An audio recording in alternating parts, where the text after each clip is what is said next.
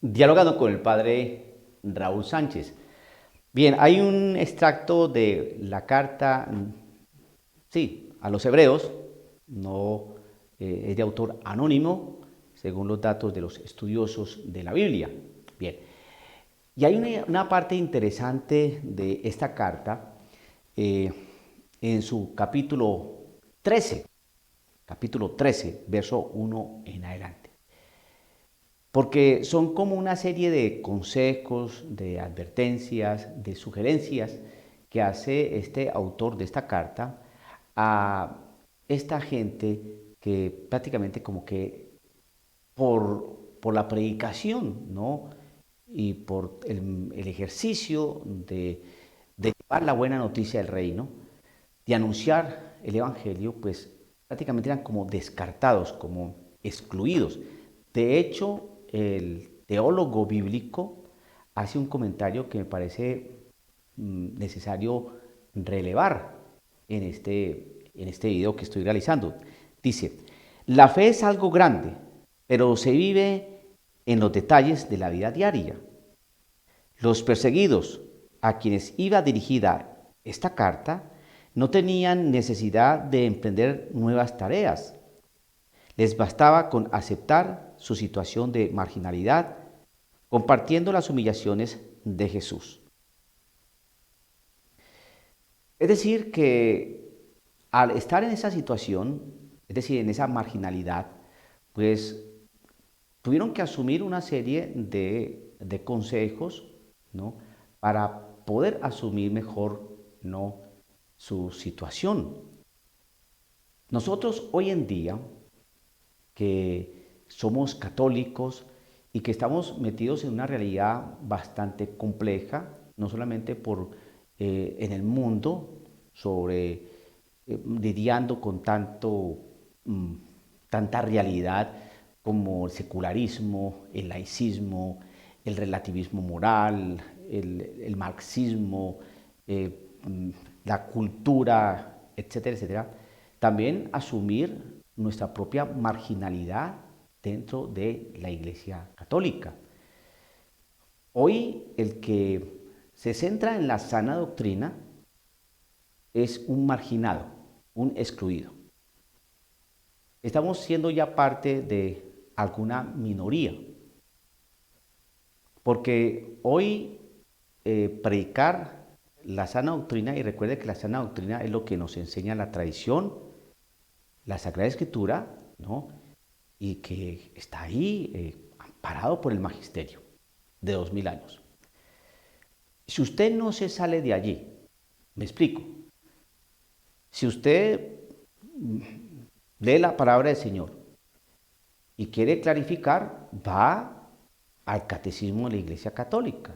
Supongamos, vamos a hablar de algo que todos podemos más o menos entender. Vamos a hablar sobre los sacramentos. Entonces pueden preguntar, bueno, pero ¿dónde está el sacramento de la confirmación? Yo no lo veo ahí. ¿Dónde está el sacramento de la Eucaristía? Yo no la veo ahí. Entonces uno va al catecismo de la Iglesia Católica y muestra, mire, aquí está. Es decir, no salirse de la Sagrada Escritura ni del catecismo, es decir, de la doctrina, de la enseñanza de la Iglesia. Si usted se mantiene allí, usted va bien. Mire lo que estoy diciendo yo, estoy enseñando o transmitiendo, más bien recordando, porque esto lo debemos saber todo aquel que es católico y un fiel católico. Si usted se mantiene en la tradición, es decir, lea, por ejemplo, a un San Ignacio de Antioquía, por ejemplo, léalo. Lea a los padres apostólicos, lea a los padres de la iglesia, ¿Mm? Lea a los grandes santos, por ejemplo, como un San Alfonso María de Ligorio o un San Juan de la Cruz, o lea una santa más bien contemporánea, moderna, del siglo XX, ¿no? Santa Benedicta de la Cruz, ¿no? Es decir, Edith Stein. Estos santos, estos padres de la iglesia, los padres apostólicos, los santos que ha tenido la iglesia a lo largo de sus diferentes épocas, nos aportan cosas maravillosas que uno dice, hombre, ahí nos centramos, ahí nos quedamos. Lo que pasa es que para unos, hablar del preconcilio, es decir, antes de hablar con criterios anteriores al Concilio Vaticano II, es tornarse uno verdaderamente muy anticuado, muy moralista, cosas que prácticamente hoy no debemos tener en cuenta.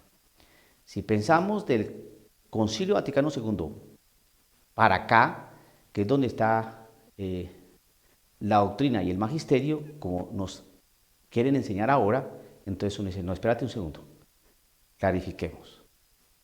El magisterio, la enseñanza de la Iglesia Católica, está desde el mismo Jesucristo para acá. Le fue dejado a los apóstoles un depósito de fe. Y eso es lo que se ha venido transmitiendo. Pues bien, en estos consejos que nos trae el capítulo 13 de esta carta a los hebreos, nos dice, por ejemplo, en el verso 1 de este capítulo 13, manténganse en el amor fraterno, por ejemplo, es uno. Otro, no dejen de practicar la hospitalidad. 3, acuérdense de los presos como si estuvieran ustedes con ellos. 4, que todos respeten el matrimonio. 5, no corran tras el dinero. Y así, ¿no? Por ejemplo, lo que dice el verso 7, acuérdense de sus dirigentes que les enseñaron la palabra de Dios, de sus dirigentes. ¿Quién eran los dirigentes para los hebreos? Pablo era un dirigente para los hebreos. ¿Quién eran los dirigentes para esta gente? Acuérdense de sus dirigentes que les enseñaron la palabra de Dios. Les enseñaron la palabra de Dios. Miren cómo dejaron esta vida e imiten su fe. ¿Cómo la dejaron? Por el martirio. ¿Cómo la dejaron? E imiten su fe. En el verso 8 de este capítulo 13 de esta carta a los hebreos dice, Cristo Jesús permanece hoy como ayer y por la eternidad. Es decir, que esa enseñanza, eso que se vino transmitiendo y que se ha venido transmitiendo, pues fue, es y será. Entonces, cuando usted empiece a notar algunas modificaciones y empiece a escuchar por ahí que con un diálogo, que con el diálogo, que miremos, que... No. Si Jesucristo es ayer, hoy y siempre, como dice así, Jesús permanece hoy como permanece ayer y por la eternidad. Es decir, que hay cosas que dentro de la doctrina que dejó nuestro Señor Jesucristo, porque Jesucristo, cuando se está hablando de Jesús, Jesucristo es ayer, hoy y siempre. ¿De quién están hablando? Jesucristo es ayer, hoy y siempre. Pues lo que dijo, lo que enseñó, lo que compartió, lo que nos dejó, es ayer, hoy y siempre. No se puede modificar. No se puede modificar, ni con diálogos, ni con concertaciones, ni con pactos, ni con firmas. Hay otras cosas que se podrán dialogar, por supuesto, cosas que se podrán dialogar, que se podrán tratar, que se podrán mirar, claro, ni más faltaba. Pero lo que dejó nuestro Señor Jesucristo, eso no se puede cambiar. Como, por ejemplo, ordenación de mujeres. El Señor ordenó fue a varones, por lo tanto, hablar de ordenar a mujeres, eso no le corresponde a la iglesia. Eso fue de nuestro Señor Jesucristo.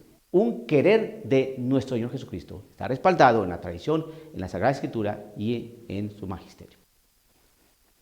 Entonces, cuando usted escucha ese tipo de cosas y se mantiene allí, en Jesucristo es ayer, hoy y siempre, pero ve que ese ayer, hoy y siempre lo quieren cambiar, sí, ayer pudo haber valido, Hoy podemos matizar, pero en el futuro podemos... Entonces, no, perdón. Entonces, ese no es Jesús. Si Señor Jesucristo dijo, el que se casa, se divorcia y se vuelve a casar, comete adulterio, y si comete adulterio, es decir, que está en pecado, no puede acceder a la comunión. Todo eso es enseñanza del Señor. Todo eso. Pero si Jesucristo que dijo, el que se casa, se divorcia y se vuelve a casar, puede llegar a, pues sí está en adulterio, pero si miramos la realidad subjetiva, entonces cuando empiezan con esos diálogos, con las cosas de que Jesucristo ha dicho, no se puede dialogar. Se dialoga en otras cosas, pero en la palabra del Señor, no. En lo que Jesucristo dejó, no. ¿Se puede dialogar sobre el celibato sacerdotal? Se puede dialogar sobre el celibato sacerdotal, claro. El Señor Jesucristo dijo, bueno, que hay unos hombres que se hacen eunucos, ¿no? Por el reino de los cielos. El que pueda entender, que entienda. Es un consejo evangélico, es un consejo. No fue una orden del Señor. Pero ahí está el celibato. Personas que se han hecho eunucos por el reino de los cielos. El que pueda entender, que entienda. Y por eso es tan importante el celibato. Pero es una disciplina que se puede dialogar, se puede mirar y puede que algún día cambie. Ahí no hay problema. Pero si desde un principio los creó Dios hombre y mujer, y dejará el hombre a su padre y a su madre y se unirá a su mujer y los dos serán una sola carne, esas cosas vienen de Dios. Eso lo dijo nuestro Señor Dios. Y Jesucristo revela al Padre, a ese Dios. Y dice lo mismo. Entonces, cuando usted escuche que podemos hacer un diálogo, que sí, que no solamente hombre y mujer, no, pues eso está bien, sí, hombre, pero ¿qué tal si de pronto, no, que de pronto es que los hombres con hombre, mujer con mujer, pero ¿por qué no? Si podemos entrar en diálogo para... No. Y entonces usted ya escucha lo de las bendiciones, entonces usted no, efectivamente, ahí no está Jesús. Mire, querido hermano católico, por eso es que uno va notando que quieren enseñarnos otra cosa que violenta la palabra del Señor. La violenta. El Señor está enseñando algo y ahora los teólogos modernos, ¿no? y muchos del alto clero, pues quieren cambiar lo que no se puede cambiar. Entonces hay que distinguir algo. No es que no podamos entrar en diálogo. Claro que podemos entrar en diálogo en algunas cosas, pero en otras cosas no se entra en diálogo. No se entra en diálogo. Si Jesucristo tomó el pan y dijo, esto es mi cuerpo, y cuando dijo, y el que coma mi cuerpo tendrá la vida eterna, y cuando dijo, mi carne es verdadera comida y mi sangre es verdadera bebida, ¿qué significa eso? Que ese es el cuerpo del Señor, que ahí está Él con todo su cuerpo, sangre, alma y divinidad, que no es un símbolo, que no está hablando de manera simbólica, analógica, comparativa, que no está utilizando un lenguaje parabólico ni nada de esas cosas. No, esto es mi cuerpo y punto. Y el que coma mi cuerpo y beba mi sangre tendrá la vida eterna. Ustedes comieron el maná, pero sus padres murieron. Este es el pan vivo que ha bajado del cielo. ¿Por qué lo quieren convertir en un símbolo? Y por eso los protestantes que no creen que Jesucristo está ahí en ese pan, pues pueden consumir de acuerdo a su conciencia. Santa Bárbara bendita. ¿Qué es lo que nos están enseñando? Ve que hay cosas que no se pueden dialogar, no hay que entrar en diálogo, hay que mirar unos conceptos de una realidad de orden teológico. No, hermano, no payasiemos, no embadurnemos la palabra del Señor, porque así vamos a ir conformando una nueva doctrina, una nueva enseñanza, y es lo que está trayendo confusión a las personas. Y hay unos profundos silencios que no nos clarifican todo este tipo de cosas.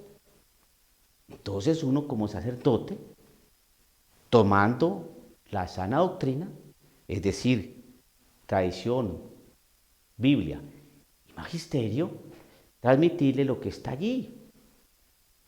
Si ustedes cogen la Sagrada Escritura y toman el catecismo de la Iglesia Católica, a ver si yo los estoy enseñando una cosa distinta que ha enseñado la Iglesia durante 2000 años.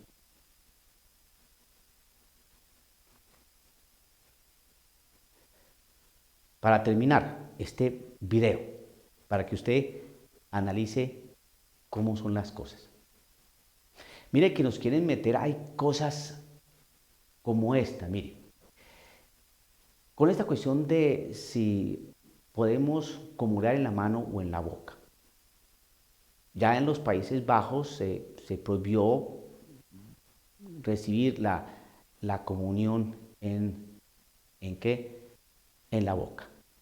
Y entonces nos plantean que Jesucristo le dio la comunión a los apóstoles en la mano, no en la boca. Y cosas de esas. Bueno, para poder sostener y justificar por qué se tiene que recibir la comunión en la mano de manera obligatoria y no en la boca porque le están prohibiendo. Entonces nos dicen lo siguiente, es que así fue en el principio. Yo le dice, bueno, sí, tal vez sí, pero en la medida que fue pasando el tiempo, la iglesia fue variando, ¿no? Y considerando pertinente que era mejor de rodillas y en la boca, y por eso se siguió haciendo así. Pero para poder justificar lo de ahora, en virtud de esa enfermedad, entonces pues recurren al pasado. Entonces uno dice, ok, está bien, vamos a utilizar esa misma lógica. ¿Estamos hablando de un sacramento? Sí. ¿Cuál? La Eucaristía. Perfecto. ¿Cómo se recibe? Bueno, ¿estamos hablando de eso? Sí. Entonces vamos a tomar una realidad desde el principio que se daba en la mano. Ok, perfecto. Entonces vamos a utilizar esa misma lógica con otro sacramento. Para volver entonces a las fuentes, entonces pues confesémonos públicamente, porque públicamente, la confesión se hacía públicamente en un principio. ¿Usted se confesaría públicamente? Entonces, para volver al principio, como antes, así como la Eucaristía. La iglesia es sabia y es maestra y sabe por qué algunos cambios. Porque se mantiene la esencia, es decir, la Eucaristía. Eso permanece. Pero el modo de recibirla, una variante. ¿Por qué? Porque sabemos que lo que estamos recibiendo ahí no es pan o una galleta, sino el mismo cuerpo de Cristo Jesús, que merece ser recibido como debe ser. Que la iglesia haya autorizado aquí en los Estados Unidos en los años 60, finales de los años 60, ¿no? Por permiso de su santidad San Pablo VI, entonces, pues sí, pero aquí en los Estados Unidos. Pero después eso se fue extendiendo y extendiendo.